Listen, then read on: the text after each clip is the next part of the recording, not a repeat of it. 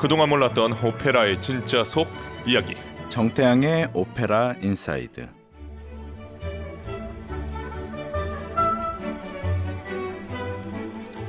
피아니스트 정태양 선생님 모셨습니다. 안녕하십니까? 네, 여러분 안녕하세요. 피아니스트 정태양입니다. 더운 여름 어떻게 지내십니까? 별로 안 덥지 않으세요? 그래요. 전 오전에도 덥고 네. 낮에도 좀 덥던데. 그래도 저녁이 선선해서 맞아요. 아직은 괜찮은 것 같아요. 이게 클래식 음악 듣기 좋은 계절이 아직인 것 같습니다. 여름에도 저희가 듣기 편하시도록 만들어 드려야죠. 그렇죠. 여름에도 이제 서늘한 오페라들이 많이 있거든요. 오늘의 오텔로도 그런 작품인 것 같습니다. 네, 베르디 오페라 오텔로 오늘 두 번째 시간입니다.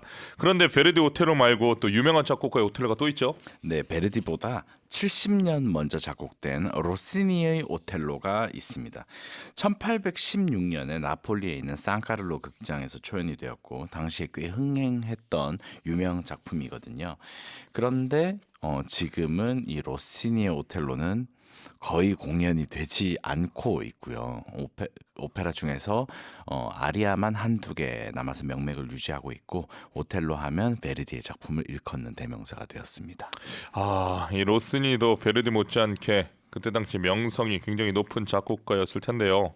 또 흥행도 그렇게 잘 됐는데 왜 묻혀버렸을까요? 네, 로시니가 오텔로 전후로 내놓은 작품이 세빌야의 이발사와 바로 체네렌돌라, 신데렐라입니다. 그러니까 가장 유명한 작품 중간에 딱 끼게 되었습니다. 아하. 그렇다 보니까 조금 인기가 지날수록 시들해졌고요. 그리고 이 로시니가 살던 시대의 이 오페라 트렌드가 지나가면서 더 이상 그 정도가 좀 재미가 없어진 경향도 있을 것 같습니다. 그리고 무엇보다 현재에 잘 올려지지 않는 이유는 이 오페라의 난이도가 너무 높아서 캐스팅하기가 쉽지 않다는 점이 있습니다. 캐스팅이 어렵다고요? 노래 잘 부르던 가수가 이렇게 많은데 캐스팅이 어렵습니까? 지금 요즘 예. 세대에는 항상 이 오페라 씬에서 가장 중요한 것은 테너 주인공을 누구를 캐스팅하느냐에 달렸습니다. 그렇죠. 왜냐하면 남성 성악가의 고음을 관객들은 듣고 싶어 하거든요. 그런데 이 오페라에는 6명의 테너가 필요합니다. 그래서 이 주연급인 오텔로, 로드리고, 이아고를 비롯해서 이 전체가 6명이 있는데 이 6명을 이 고난이도 악보를 소화해내기는 정말 쉽지 않은 일인 것 같습니다. 그리고 이 작곡 당시에는 나폴리의 산카를로 극장 하면 물론 지금도 이탈리아의 5대 극장에 손꼽히기도 하고 세계적인 명성을 유지하고 있는데요. 이 당시에는 정말 좋은 성악가들을 데리고 있었던 것으로 판단이 됩니다. 그런데 현재는 이 주연급 3명 테너 일단 맞추는 데서부터 난항을 겪는다고 합니다. 굉장히 흥미롭네요. 이 6명의 테너를 주인공으로 둔 오페라는 처음 들어봤습니다. 그렇죠. 한번 실제로 보면 이 테너들의 자존심 싸움이 대단할 것 같아요. 그렇군요. 이렇게 로스니와 베르디는 모차르트와 베토벤만큼 서로 색깔이 다르다고 볼 수 있는데요. 자, 로스니의 오텔로와 베르디의 오텔로 만약에 같은 날 공연이 되면 네. 비교 포인트 확실하겠는데요. 특히 오페라 하우스가 2개 있는 그 도시면 더 재밌을 것 같은데요. 네. 이 오페라가 이 시대, 그러니까 트렌드마다 무엇을 부각시키느냐가 굉장히 조금씩 차이가 있었던 것 같습니다. 로시니가 활동했던 이 벨칸토 트렌드에서는요, 사람 목소리의 기교와 아름다움을 극대화하는 시기였거든요. 그러다 보니까 이 스토리텔링을 조금 단순화시키는 측면이 있었습니다. 왜냐하면 스토리텔링이 박진감 넘치고 복잡하고 재밌으려면 일단 성악가가 말을 많이 해야 됩니다. 근데 말을 많이 하면 그럴수록 이 성악 라인이 조금 무너지는 측면이 있거든요. 그렇다 보니까 시대가 지난 이제 베르디의 시대에 와서는 사람들이 저 스토리 말이 안 되는데 좀 재미가 없는데 이렇기 때문에 스토리 라인이 굉장히 탄탄했어야 됐거든요.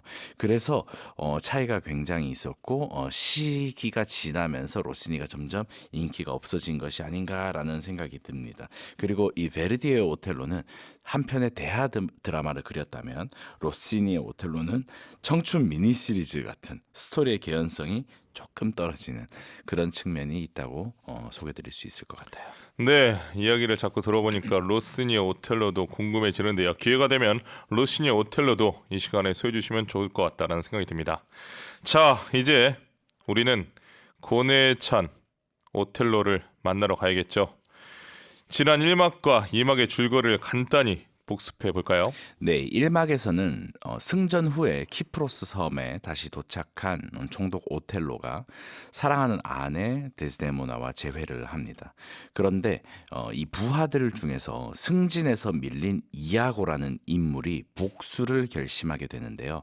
바로 동료인 카시오를 술에 취하게 해서 소동을 일으킨 다음에 그의 지위를 박탈당하게 만들어버리는 거죠.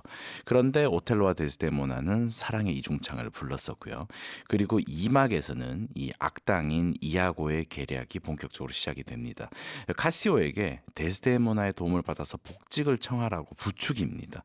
그런데 오텔로는 이 두 사람이 은밀한 관계인 것처럼 생각하게 이아고가 작전을 짜게 되죠. 이때 데스데모나가 우연히 떨어뜨린 이 손수건이 이아고의 손에 들어가게 되거든요. 그런데 이아고는 이 손수건을 오텔로의 복수를 일으키는 하나의 매개체로 삼습니다. 카시오에게 몰래 갖다 놓아서 불륜의 증거인 것처럼 꾸미게 되죠.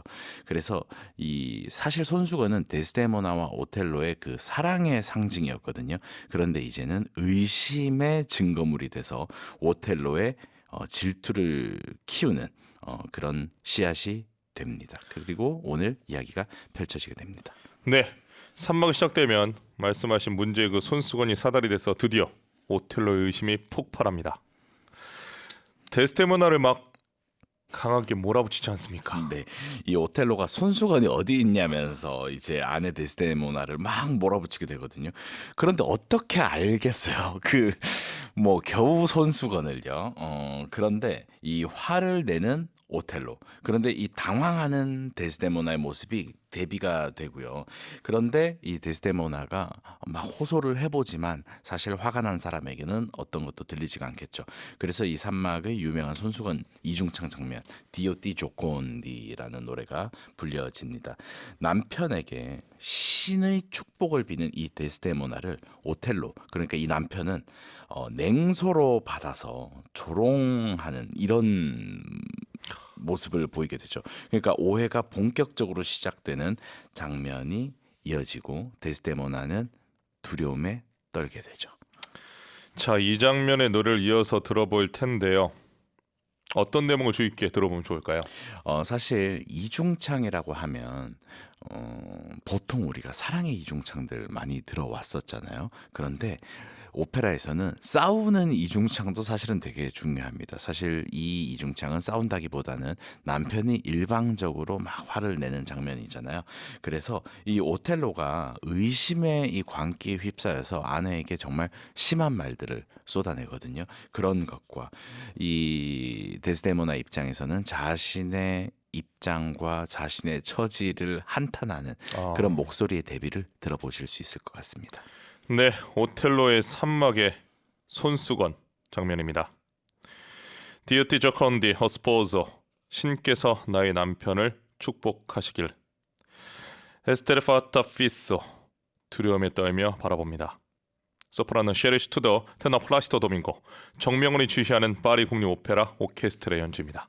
베르디 오페라 오텔로 3막 중 디오티 조컨디 허스포소, 신께서 나의 남편을 축복하시길. 에스테르 파타 피소, 두려움에 떨며 바라봅니다. 소프라노 셰르시 투더, 테너 플라시토 도밍고, 정명훈이 주휘하는 파리 국립 오페라 오케스트라 연주로 감상하셨습니다. 오페라 팬들이시라면 오텔로는 2024년 8월 예술의 전당에서 했던 영국 로열 오페라 하우스 공연을 잊지 못하실 것 같습니다. 네, 맞습니다. 영국 로열 오페라 하우스 코벤트 가든의 프로덕션인데 30년 만에 야심차게 제작된 2017 시즌의 작품이었거든요. 네. 당시에는 이제 요나스 카우프만이나 마르코 브라토니아 등의 출연으로 완전히 매진이 될 정도로 뜨거운 주목을 받았던 작품인데 이 프로덕션이 이제 국내에서 공연을 했던 겁니다. 네. 연출도 굉장히 멋있었고 또 캐스팅도 환상적이라서 찬사를 많이 받았었고요. 로열 오페라 하우스의 무대 세트, 의상, 소품들을 그대로 옮겨와서 공연을 했었습니다. 아, 이제 시대가 좋아져서 그 세트를 그대로 다 가져올 수가 있어요. 네, 맞습니다. 물론 이제 극장에 따라서 조금 재단을 다시 해야 되고 이런 문제도 있겠지만요. 예. 지휘는 카롤 리치가 있습니다. 이 오페라 지휘의 또 마이스트로 아닙니까? 네, 맞습니다. 리골레토, 라트라비아타, 뭐 파우스트뿐만 아니라 정말 많은 작품에서 명반들을 녹음하신 거장이고 정말 이탈리아 오페라에 정통하신 분이라고 할 수 있을 것 같아요. 연출과 무대는 어떻게 보셨어요? 로열 오페라 하우스의 이 소품을 그대로 가졌지만 말씀하신 대로 재단을 했을 거 아니에요. 우리한테 잘 네. 맞았습니까? 좋았어요. 사실은 그 연출이 미니멀리즘적이라고 할 수 있었을 텐데 그렇지만 굉장히 강렬한 어떤 색상의 대비를 사용했던 것 같고요. 조명도 좋았습니다. 그리고 이제 몰입감이 굉장히 높은 프로덕션이 아니었나라는 생각이 들더라고요. 네. 코벤트 가든 초연 때 이아고 역을 맡았던 바리톤 마르코 브라토니아가 무대에 섰고요. 자, 우리나라의 테너죠. 캐스팅으로 이용훈 오텔로 역을 맡았습니다. 어떻습니까? 이 캐스팅 월드 클래스 캐스팅을 봐도 무방할까요? 네, 당시에 굉장히 화제가 됐었고 많은 오페라 팬들께서 기대하셨을 텐데 이제 오텔로 역에는 세계에서 가장 뛰어난 리리코 스핀토 테너 중 한 명으로 인정받는 테너 이용훈 선생님이 맡으셨고 그리고 아까 제가 말씀드렸던 바리톤 마르코 브라토니아가 이하고 맡았고요. 그리고 데스데모나는 소프라노 흐라추이 바센츠 그리고 수요 초대석 아티스트인 소프라노 홍주영 선생님 이렇게 노래하셨죠. 너무나도 자랑스럽습니다. 이렇게 해외 유명 프로덕션을 가져와서 공연하는 게 물론 네, 국내 오페라계의 성장에 기여하는 바가 크다고 보는데요. 네. 반면 또 이 자생력을 약화시킨다라는 지적도 있는 게 사실입니다. 어떻게 생각하십니까? 굉장히 이 정책적인 이야기인데 제가 생각할 때는 완전히 풀 프로덕션을 수입해가지고 공연을 하는 것도 이제 그 프로덕션을 온전히 배울 수 있는 좋은 방법이라는 생각이 들고요. 그런데 이제 우리나라가 또 국력이 세계적이고 좋은 자원들과 기술들이 있잖아요. 그렇기 때문에 세계적인 오페라 하우스들과 공동 투자해서 제작을 해서 그 극장에서도 한번 하고 우리나라에서도 한번 공연하고 이런 국제적인 스탠더드를 같이 가면 더 좋다는 생각도 들어요. 네, 말씀하신 대로 해외 유명 프로덕션 공연만큼 국내에서 열심히 또 준비해서 올리는 공연도 똑같이 사랑해 주시는 게 최고의 해법이 아닐까 생각해 봅니다. 자, 베르디 오텔로로 다시 돌아가 보겠습니다. 이번에는 어떤 장면입니까? 네, 산막의 마지막 장면을 소개드리려고요. 베네치아에서 도착한 사절단이 오텔로의 승진 소식을 또 올립니다. 그러니까 이 오텔로는 끝도 없이 성공 가도를 달리는 인물입니다. 이 이방인으로서 이 베네치아 하면 사실 해상 무역부터 시작해서 정말 대단한 도시였잖아요. 그래서 많은 사람들이 오텔로 만세, 베네치아의 사자 만세라고 찬양을 합니다. 그런데 안에서는요, 이아고의 이 계략, 불륜 계략에 빠진 오텔로가 극심한 스트레스와 환각 속에서 발작 증세를 보이다가 기절하고 맙니다. 그러니까 이 화려하고 멋있고 용맹한 지도자의 두 가지 모습을 볼 수 있는 장면이라고 할 수 있을 것 같습니다. 그러니까 이아고가 사람들을 몰아내면서 후쥐 때 물러가라라고 이제 소리치는 장면인데 이 쓰러진 오텔로를 발로 짓밟으면서 봐라. 이것이 너희들이 말하는 바로 그 사자다라고 이야기를 합니다. 그러니까 이아고의 그 악마성은 드러나고 오텔로의 약함은 이제 더 은밀하게 표현이 되는 그런 장면이라고 할 수 있을 것 같아요. 이 장면 들어보겠습니다. 이아고 역의 바리톤 세르게이 레이페르쿠스가 노래하는데요. 푸찌떼 물러가라. 정명리 시위하는 파리 국립오페라 오케스트라와 바스티유 오페라 합창단이 연주합니다. 오텔로 3막에서 이아고가 부르는 푸찌떼 물러가라. 바리톤 세르게이 레이페르쿠스의 음성과 정명은이 시위하는 파리 국립오페라 오케스트라와 바스티유 오페라 합창단의 연주로 감상하셨습니다. 허규님, 자초지종도 안 들어보고 이해하고 말만 듣는 오텔로 인성 참 점점 보내주셨습니다. 네, 유영주님, 데스데모나가 그렇게 간절하고 진정성 있게 마음을 전하는데 오텔로는 킹왕짱 쫌생이 고구마 캐릭터군요. 어떻게 생각하십니까? 맞습니다. 그런데 그 오텔로 마음에 그런 씨앗이 있었고 그 이아고가 또 불을 질렀고 그러니까 이게 그냥 딱 표면적으로 우리가 생각하기보다는 모르겠어요. 저는 항상 이 오텔로 생각할 때마다 이 심리학자 선생님들의 이야기가 항상 궁금하더라고요. 우리 마음에 어떤 것이 그렇게 발현될 수 있는가에 대해서요. 그 아무래도 오텔로는 그 부담감이 항상 있잖아요. 네. 승리해야 된다는. 그렇죠. 그리고 박수를 많이 받았잖아요. 그렇죠. 승리를 많이 해서. 그래서 뭔가 이 어떻게 보면 아주 작은 일인데 섬세하게 살피지 못하는 게 좀 안타까운 것 같습니다. 아, 그렇습니다. 자, 새삼 느끼는 거지만 이 드라마틱한 에너지를 뿜어야 하는 오텔로 역할 정말 아무나 하는 게 아니다라는 생각이 드는데요. 오텔로는 노래도 쉽지 않은데 연기 난이도도 높습니다. 발작하고 또 기절하는 연기까지 해야 되지 않습니까? 네, 이 오텔로는 테너들 사이에서 하루에 오페라 3작품을 연달아 부르는 것만큼 어렵다는 악명 높은 역할이고요. 그러니까 바리톤에 가까운 두터운 저음부터 이 테너의 화려한 고음, 그런데 정말 이 오케스트라를 뚫고 나오는 그 드라마틱한 목소리까지 이것을 가지고 있어야 되면서 동시에 그냥 목소리만 멋지면 되는 게 아니라 질투, 의심, 분노, 절망, 발작까지 정말 그 심층적인 심리 묘사를 해야 되는 아주 어려운 역할이라고 할 수 있겠습니다. 자, 무어인으로 장군에 오른 영웅 오텔로가 지금 쓰러졌습니다. 그리고 그걸 보면서 이하고는 섬뜩한 미소를 짓고 있는데요. 음악만 들어도 장면이 눈에 그려지지 않습니까? 네, 아까 들으셨듯이 금관 악기, 그러니까 트럼펫, 트럼본 이런 악기들이 많이 사용이 됐는데 이 오텔로를 상징하는 악기가 어쩌면 금관 악기들일 겁니다. 왜냐하면 영웅을 찬양할 때 그 승리의 나팔이 바로 금관 악기잖아요. 그런데 이 장면에서는 그 오텔로의 나약함을 표현하는, 그리고 그 불안함을 극대화시키는 소리로 사용이 되었던 것 같거든요. 그래서 더 극적으로 들리지 않았나 생각합니다. 자, 이제 서서히 파국을 향해 치닫는 걸까요? 베르디 오페라 오텔로의 사막이 올라갔습니다. 네, 사막의 무대는 바로 아내 데스데모나의 침실입니다. 이 데스데모나는 에밀리아, 그러니까 하녀에게 침대 시트를 결혼 초야처럼 하얀 것으로 좀 갈아달라고 부탁을 합니다. 만일 자신이 죽음을 당하면 이 시트에 싸서 묻어달라고 이야기를 합니다. 가만히 살펴보면 데스데모나는 정말 무슨 영문인지도 모르고 남편한테 당하는 거잖아요. 네. 현대적 시선으로 보면 지나치게 수동적이어서 좀 답답하기도 합니다. 네, 이 요즘의 어떤 윤리적인 아니면 뭐 시대상으로 바라봐서는 안 될 것 같고, 이 데스데모나는 아버지의 반대를 무릅쓰고 오텔로와의 결혼을 감행할 만큼 사실 진정한 사랑을 아는 여성입니다. 이 데스데모나를 정의하는 가장 큰 가치가요, 오텔로를 향한 무조건적이고 순결한 사랑입니다. 그러니까 저 남자가 어떻게 나를 핍박해도 그것을 또 핍박을 받고 있는 것 자체가 사랑하는 방법이라고 생각하는 사람이거든요. 그런데 그 사랑으로 인해서 가장 완벽하고 순결한 희생자가 되어버리는 거죠. 이 오텔로의 거칠고 굉장히 광포한 오케스트라 선율, 그런데 이것에 대비되게 이 데스데모나의 아리아는 굉장히 가냘프고 서정적인 선율을 담고 있습니다.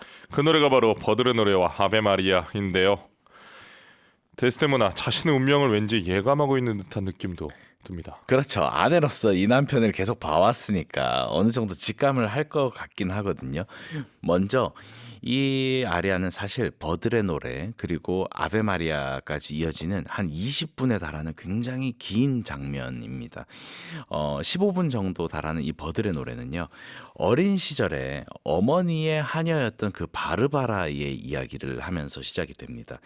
사랑하는 사람에게 버림을 받은 이 여인이 버드나무 밑에서 울다 죽어갔다, 이런 이야기를 자신의 운명에 비유해서 이야기를 합니다. 그러니까 그 버드나무 가지가 움직이는 듯한 그런 멜로디를 노래하게 되고요.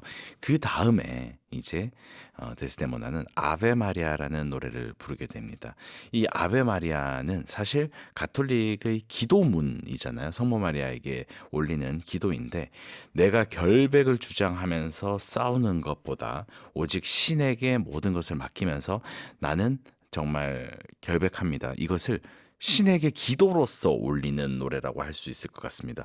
그러니까 데스데모나는 이 노래를 부를 때 이미 당연히 자신의 죽음을 직감을 하고 있는 것이 아닐까라는 생각이 들고, 오히려 이 볼륨 자체가 굉장히 큰 이 오페라 속에서 이 데스데모나의 아베 마리아는 정말 이 여인의 어떤 결백함과 순결함을 드러내주는 아이콘과 같은 아리아인 것 같아요. 이 악으로 상징되는 이아고가 부르는 아리아 그레도와 이 데스데모나가 부르는 아베 마리아, 베르디가 선악의 상징으로 대비를 시켜놓으려는 아주 의도가 보이는데요. 네, 우리 지난 시간에 이아고가 부르는 나는 악한 신을 믿는다. 믿는다라는 아리아가 있었잖아요. 네. 그 아리아는 굉장히 불안정했습니다. 그리고 이아고가 막 저주 또는 뭐 악한 말을 막 내뱉듯이 노래를 하는 스타일이었고요. 오늘의 이 아베 마리아는 데스데모나가 정말 갑자기 성당 안에 들어가 있는 것과 같은 기분, 그리고 이 멜로디도 아주 단순해서 사람들의 심금을 울립니다. 네, 들어보겠습니다. 지난 시간에 들었던 이아고의 그레도와 대척점에 있는 데스데모나의 아베 마리아입니다. 아베 마리아 비아나 디 그라치아, 소프라노 셰르 스투더의 노래, 정명리 주연하는 파리 국립 오케스트라가 연주합니다. 오텔로 사막 중 데스데모나의 아베 마리아, 소프라노 셰리 스투드의 음성, 정명리 지휘하는 파리 국립 오페라 오케스트라 연주로 감상했습니다. 3483 쓰시는 분, 데스데모나는 자신의 선택과 사랑을 당시 시대 방식으로 감당해 나가는 것 같아 노래가 아니네요 보내주셨습니다.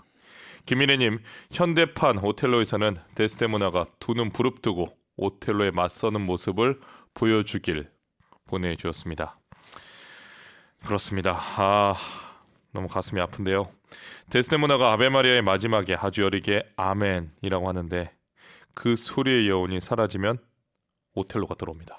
네, 이 결판이 어쨌든 이제는 나야 될 것 같은데, 우리 청취자님들의 바람과는 다르게 데스데모나는 이제 죽임을 당하게 되는 거죠. 오텔로가 데스데모나를 목을 졸라서 죽인 후에 얼굴을 들여다보면서 무덤처럼 조용하구나라고 중얼거리고 있는데, 총독 몬타노라는 사람이 들어와서요, 이아고의 음모를 이제 폭로하게 됩니다. 그리고 체포 명령을 내리거든요. 비로소 자신의 어리석음을 깨달은 오텔로가 칼을 뽑아들고 자신의 가슴에 칼을 꽂습니다. 마지막 힘을 다해서 데스데모나에게 마지막 입맞춤을 할 때 이 오페라는 막을 내리게 됩니다. 참, 서로에 대한 사랑은 변함이 없는데 사랑의 키스가 죽음의 키스가 되어버렸습니다. 사랑과 명예를 모두 가진 영웅인데 어떻게 이렇게 어처구니 없는 일이 순식간에 벌어질 수 있죠? 네, 오텔로는 겉으로는 굉장히 단단해 보였잖아요. 그런데 사실은 내면에 소심함, 연약함, 그리고 자신에 대한 강한 열등감이 있었던 인물입니다. 영웅으로 칭송을 받을수록 타인의 인정과 사랑을 더욱더 바랬을 수도 있을 것 같습니다. 그리고 이아고의 계략에 넘어가서 이제 충직한 부관도 밀어내고 결국 아내를 죽이기까지 하니까 이게 답답하기는 한데, 인간이 얼마나 나약한 존재인지를 다시 한번 상기시켜 주는 것이 바로 셰익스피어와 베르디의 교훈이 아닐까 싶습니다. 마지막에 오텔로가 스스로 죽음을 택합니다. 벨리니 오페라 노르마에서 노르마가 화형대로 스스로 걸어 들어가는 것과 왠지 좀 비슷한 느낌을 받았거든요. 어떻게 생각하십니까? 네, 이 셰익스피어의 원작에서 오텔로의 마지막 대사는요, 나는 그녀에게 키스를 하면서 죽였노라 이거든요. 아내에 대한 사랑은 변함이 없었다는 것을 마지막까지 주장을 하고 있어요. 이 오텔로의 마지막 선택은요, 단순히 그냥 죄책감이나 절망만을 드러내는 것이 아니라 자신을 용서할 수 없음을 깨닫고 또 그것을 온전히 수용하는 용기와 선택, 그리고 자신의 실패했음을 피하지 않는 그런 모습을 결국에 오텔로를 비극의 영웅으로 만드는 것이 아닐까 싶습니다. 이 모든 비극의 씨앗은 무언에 대한 차별적 시선에서 비롯되었다고도 볼 수 있을 것 같은데요. 그런 점에서 오페라계도 많이 달라졌습니다. 요즘에는 흑인 테너가 네. 직접 오텔로 역을 하는 경우가 아주 많지 않습니다. 네, 있습니다. 그리고 과거에는 백인 테너가 얼굴을 이제 검게 화장을 하고 무대에 서는 것이 관례적이었습니다. 그런데 최근에는 흑인 테너들이 이 오텔로 역할을 맡아서 좋은 가창을 보여주기도 했습니다. 그러니까 2015년 메트로폴리탄 오페라에서는 이 블랙페이스, 그러니까 이 분장을 하는 행위 자체를 금지하는 결정을 내리기도 했어요. 이 문화적 흐름이 또 바뀌어가고 있네요. 자, 오페라계에도 획기적 변화를 가져온 오페라 오텔로. 마지막 곡 어떤 곡을 들으면 좋을까요? 네, 정말 이 절절한 오텔로의 목소리를 들으실 수 있습니다. 바로 뉴미 테마라는 곡인데 칼을 가졌다고 무서워하지 말아주오. 이제 나의 목숨은 마지막이오라고 부르는 노래입니다. 네, 이 곡은 오늘 끝곡으로 듣도록 하겠습니다. 오페라 인사이드에서 다뤘던 베르디 작품이 라트라비아타가 첫 번째였고요. 오텔로가 두 번째입니다. 앞으로도 기다리고 있는 베르디의 작품들이 많이 있는데요. 베르디의 26개 오페라 중 어려운 질문입니다. 오텔로는 몇 등일까요? 그것은 잘 모르겠어요. 여러분 마음속에서 앞으로 오페라 인사이드와 함께 찾아가시면 좋겠고, 저에게는 한 3등 안에는 들지 않을까라는. 전체 네. 베르디 작품 26개 중에서요? 네, 제 마음속에서는요. 네, 그렇게 생각하고 있습니다. 알겠습니다. 자, 베르디 오페라의 위대함에 흠뻑 빠졌던 시간이었습니다. 정태양의 오페라 인사이드, 다음 주에 새로운 작품으로 뵙겠습니다. 한 주 동안 건강하십시오. 네, 여러분 감사합니다. 감사합니다.